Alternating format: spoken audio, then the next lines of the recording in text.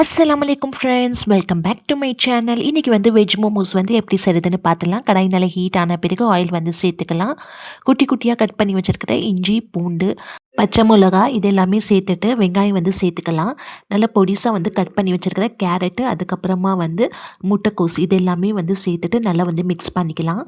Salt சேர்த்துட்டு கடைசியாக வந்து பெப்பர், அதுக்கப்புறமா வந்து கொத்தமல்லி சேர்த்துட்டு நல்லா வந்து மிக்ஸ் பண்ணி எடுக்குனிங்கன்னா நம்மளோட ஸ்டஃபிங் வந்து ரெடி ஆகிடும். அதுக்கப்புறமா வந்து மைதா, தண்ணி, கொஞ்சமாக சால்ட்டு சேர்த்துட்டு ஆயிலும் சேர்த்துட்டு நல்லா வந்து மிக்ஸ் பண்ணிக்கலாம். சப்பாத்தி மாவு எந்த மாதிரி வந்து மிக்ஸ் பண்ணுவோமோ அந்த மாதிரி மிக்ஸ் பண்ணிவிட்டு இந்த மாதிரி ரவுண்ட் ஷேப்பில் வந்து செஞ்சுட்டு ஸ்டஃபிங் இதுக்குள்ளே வச்சுட்டு இது நல்லா வந்து க்ளோஸ் பண்ணிடலாம். இட்லி பாத்திரத்தில் வந்து இது வச்சுட்டு மூடி போட்டுடலாம். இது நல்லா வந்து ஸ்டீம் ஆகட்டும். இப்போ வந்து மோமோஸ் சட்னி வந்து எப்படி செய்கிறதுன்னு பார்த்துடலாம். 2 தக்காளி, காஷ்மீரி சில்லி, பூண்டு, தண்ணி இது நல்லா வந்து கொதிக்கணும். அதுக்கப்புறமா இது நல்லா ஆறின பிறகு தக்காளியோட தோல் நீக்கிட்டு இந்த மிக்ஸி ஜாரில் வந்து சேர்த்துட்டு நல்லா வந்து கிரைண்ட் பண்ணிக்கலாம்.